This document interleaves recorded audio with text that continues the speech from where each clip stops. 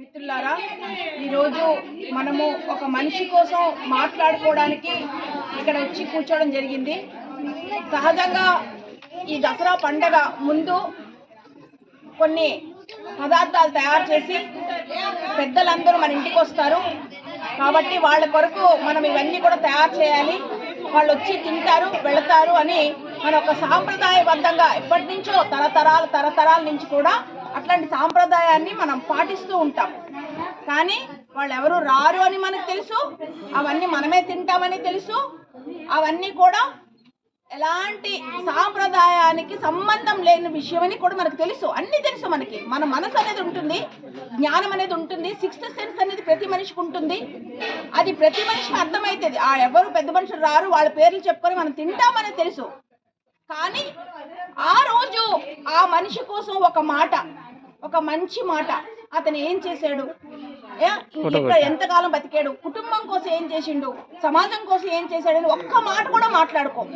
అందరం వస్తాము, తింటాము, వెళ్ళిపోతాము. అంటే తినడం కోసం రావాలి పోవాలి అనేటటువంటి అన్ని కార్యక్రమాలు కూడా అట్లే జరిగిపోయినాయి. కానీ 100 సంవత్సరాలు బ్రతికినటువంటి మాణిక్యమ్మ గారికి ఒక చరిత్ర ఉంది, ఒక కుటుంబ చరిత్ర ఉంది. ఆమె తన పెళ్ళైన నాటికి ఎన్ని సంవత్సరాలు ఉండొచ్చు, మాకు స్వతంత్రం వచ్చి 78 సంవత్సరాలు అవుతుంది అంటే ఆమె 78 సంవత్సరాల ముందలే ఉంది. అంటే బ్రిటిష్ వాళ్ళ కాలం నాటి ఆమె ఉన్నారు. అంటే ఎంత చరిత్ర ఉండొచ్చు, ఆమెను కూర్చోబెట్టి మాట్లాడితే ఎంత చరిత్ర ఉండొచ్చు, ఎన్ని విషయాలు చెప్పొచ్చు, ఆమె ఎదుర్కొన్నటువంటి ఎన్ని చెప్పొచ్చు, ఆమె గతంలో చెప్పొచ్చు, ఆమె చిన్నతనంలో చెప్పొచ్చు. ఆమె దగ్గరికి వచ్చి బ్రిటిష్ వాళ్ళు ఏమన్నా ఒకవేళ మాట్లాడారా, లేకపోతే ఎంత నిర్బంధం ఉంది, ఎన్ని అణిచివేతలు ఉన్నాయి, ఎన్ని జైలు శిక్షలు ఉన్నాయి, ఆమె ఎంత కళ్ళము అంది చూసింది అనేది మనం అందరం కూడా ఆమె గురించి మాట్లాడుకోవాల్సిన సందర్భం ఖచ్చితంగా ఈరోజు ఉంది. మన చరిత్రలో మనమే రాసుకోవాలి, వేరే ఎవ్వరూ రాయరు. మన చరిత్రలో ముఖ్యంగా మన పేద, దళిత, కింద కుల వర్గాలందరి చరిత్రలు మనమే రాసుకోవాలి. మన చరిత్రలు ఎవ్వడు కూడా రాయడు, ఏ ప్రభుత్వం కూడా రాయదు. కాబట్టి మనం ఒక మనిషి గురించి తలుచుకుంటున్నాము అంటే ఆ కుటుంబంలో ఉన్నటువంటి వ్యవస్థ, ఇప్పుడు మన చక్రవర్తి చెప్తున్నాడు అంటే ఈ కుటుంబంలో 2 చాలా స్పష్టంగా ఇక్కడ కనబడుతున్నాయి. ఒకటి చక్రవర్తి యొక్క భిన్న అభిప్రాయాలు, అలాగే వాళ్ళ తమ్ముడు భిన్న అభిప్రాయాలు. అక్కడ అంతా ఉన్నప్పటికీ కూడా చక్రవర్తిని గౌరవించి, అతని అభిప్రాయాలు గౌరవించి ఇలా సంస్మరణ సభ పెట్టడం, అతను గుండు చేయించుకోలేదని చెప్పినా కూడా సరే వదిలిపెట్టరా అని చెప్పి అతన్ని గౌరవించడం కూడా నిజంగా చాలా సంతోషంగా అనిపిస్తుంది. అంటే మీరు ఏ భావజాలమైనా కావచ్చు, మీరు పూజలు చేస్తారు, పురస్కారాలు చేస్తారు, ఏమైనా కానీ ఒక వ్యక్తి యొక్క భావజాలాన్ని మీరు గౌరవించడం అంటే నిజంగా తనకన్నా మీరే చాలా గొప్పవాళ్ళు. ఎందుకంటే ఒక మనిషిని గౌరవించడం అనేది అసలైనది కదా, అసలైన మానవత్వం అనేది ఒక మనిషి ఒక అభిప్రాయాలు గౌరవించడం అనేది. ఇక ఇంకో విషయం ఏంటంటే ఇంకా ఈ గుండు గీయించుకోవడం ఇవన్నీ అంటే అన్ని కుటుంబాల్లో జరుగుతుంది. ఒక ఘర్షణ ఉంటుంది. మాలాంటి వాళ్ళం పనిచేసే ప్రతి కుటుంబంలోని ఒక ఘర్షణ ఉంటుంది. ఒక మనిషి చనిపోతే ఏం చేయాలి, ఎట్లా చేయాలి అనేది. చిన్న ఉదాహరణ, మా భర్తనే చనిపోయినారు, నాకు భర్త కానీ హార్ట్ అటాక్ వచ్చి చనిపోయినప్పుడు ఏం చేయాలి, వెంటనే తనే ఎట్లా చేయాలని తను కూడా ఇలా వర్క్ చేసినటువంటి వ్యక్తే. కుటుంబం, వాళ్ళ కుటుంబం ఉంటుంది, మా కుటుంబం ఉంటుంది, ఫ్రెండ్స్ ఉంటారు, అందరు కూడా ఏం చేద్దాము, ఇంటికి తీసుకెళ్ళిపోదామా, ఎట్లా అని. అప్పుడు మేము ఏం చెప్పామంటే తను ప్రజల కోసం పనిచేశాడు, చివరిగా అతని బాడీ కూడా ప్రజలకే ఇవ్వాలి, తన మెడికల్కి ఇవ్వాలి, తన శరీరాన్ని మెడికల్కి ఇవ్వాలి అని చెప్పి మేము నిర్ణయించడం జరిగింది. తన కళ్ళు హాస్పిటల్ వాళ్ళకే ఇవ్వాలి, ఇంకొక వ్యక్తికి పనికొస్తాయి కాబట్టి తన బాడీ కూడా అలాగే ఇవ్వాలని చెప్పి వెంటనే మేము నేను నా పిల్లలకి చెప్పాను. ఎందుకంటే తన మీద ఎక్కువ హక్కు ఉన్నది నాకే, నా పిల్లలకి ఉంటుంది తర్వాత. కాబట్టి మేమే నిర్ణయించుకోవాలి, తన బాడీని ఏం చేయాలని మేము నిర్ణయించుకుంటాం, అది ఇంకెవ్వరు కూడా నిర్ణయించుకోవడానికి లేదు. కాబట్టి నేను నా అభిప్రాయంగా నా పిల్లలకి చెప్తే నా పిల్లలు కూడా వెంటనే అవును అట్లాగే చేద్దాము, నాన్న బాడీ ఎట్లా చేద్దామని చెప్పి వెంటనే మేము హాస్పిటల్లో పెట్టి అక్కడి నుంచి వెంటనే గవర్నమెంట్ మెడికల్ కాలేజీకి తీసుకుని వెళ్ళడం, అక్కడికే రావడం. వెనుకతో ఉన్నటువంటి ఫ్రెండ్స్ అంటే నా భర్త వాళ్ళ ఫ్రెండ్స్ అంతా కూడా వచ్చి వదినమ్మ అతను చిన్నవాడు, మీరు అలా ఇవ్వకుండా ఉంటే బాగుంటుంది, అట్లా ఇవ్వకుండా ఉంటే బాగుంటుంది అని. మనం తరతరాలుగా చాలా నెత్తి మీద పెట్టుకొని మోస్తున్నాం, చాలా భారాలు మోస్తున్నాం. చూస్తున్నాం. చిన్న పిల్లలకి పెళ్ళిళ్ళు చేయడం, ఆడపిల్లలకి చదివించకపోవడం, వాళ్ళకి ఇష్టమైన పెళ్లి చేసుకుంటామంటే ఒప్పుకోకపోవడం, వాళ్ళకి ఆస్తి హక్కు ఇవ్వకపోవడం, వాళ్ళ అభిప్రాయాలు గౌరవించకపోవడం, ఇంటి పని, వంట పని, చేను పని అన్నీ చేస్తున్నా కూడా తన అభిప్రాయాలకి ఎక్కడా కూడా మనం ఒక మెట్టుగా పైకి ఎక్కి చెప్పడానికి ఎంత మాత్రం ఊహించాం. ఇలాంటి మీటింగ్లో ఖచ్చితంగా మగవాళ్లే ఉంటారు, మగవాళ్లే మాట్లాడతారు. ఒక ఆడపిల్ల మగపిల్లడు భార్యాభర్తలు కొట్లాట అయిందంటే అక్కడ ఉన్న పంచాయతీలో అందరూ మగవాళ్లే ఉంటారు, ఆడపిల్లలు ఉండరు. అసలు అక్కడ ఆడపిల్లకి కదా సమస్య, ఆడపిల్లలు కదా ఉండాలి. మరి ఆడపిల్లలకి కదా అర్థమవుతుంది. మీ మగవాళ్ళంతా ఎట్లా కూర్చున్నారు, మేము అడిగితే వచ్చిండ్రా మా మహిళా సంఘం వాళ్ళు, ఇంకా మనం పోవాల్సిందే అంటారు. అంతే తప్ప అవును అక్కడ ఆడపిల్ల చెప్తుంది, పర్సనల్గా ఏమైనా చెప్తుందేమో, తన భర్త పెట్టే కష్టాలు ఇంతమందిలో చెప్పలేకపోవచ్చేమో. ఖచ్చితంగా ఆడవాళ్ళు ఉండాలి, ఆడవాళ్ళకే చెప్పాలని ఒక్కరు కూడా అందరూ వెంటనే అలా పెద్ద మనుషులన్నీ లేచి వెళ్ళిపోతారు. ఇలాంటి సమయంలో అంటే ఇది ఒక క్లిష్టమైన ఇప్పుడున్న జనరేషన్ లో ఇది ఒక క్లిష్టమైన పరిస్థితి.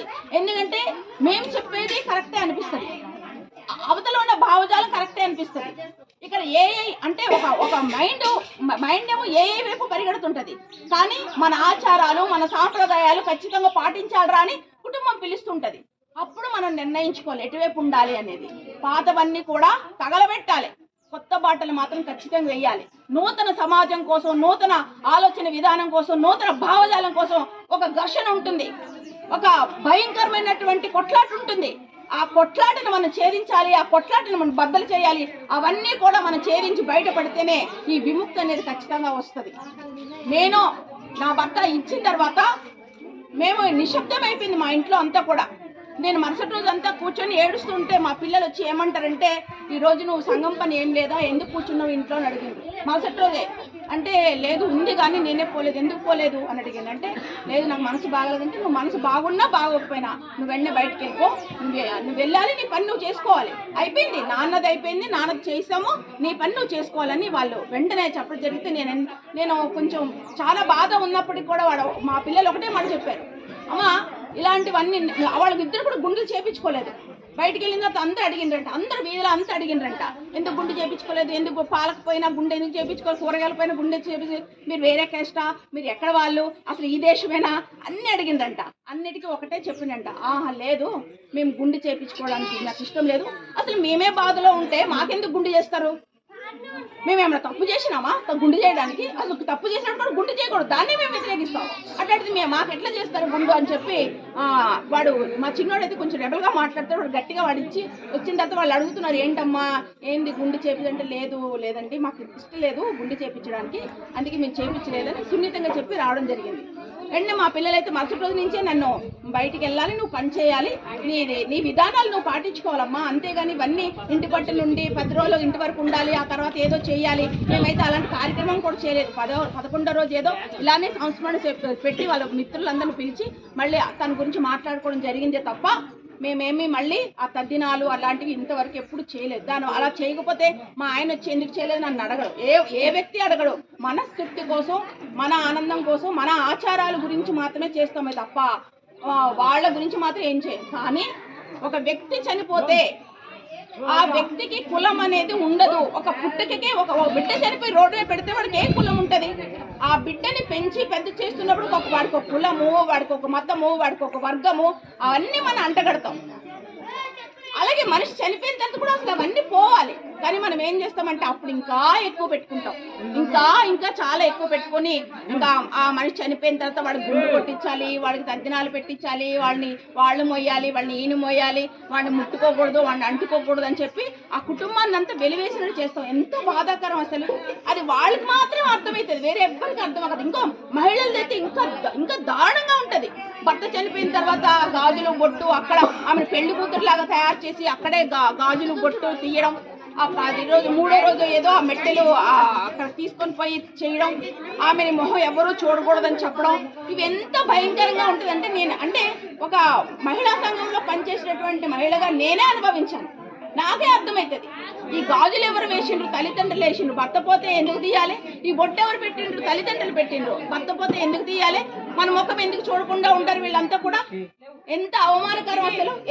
ఎలాంటి సాంప్రదాయాలు ఇవన్నీ, ఎవరు పెట్టిండ్రు ఈ సాంప్రదాయాలు?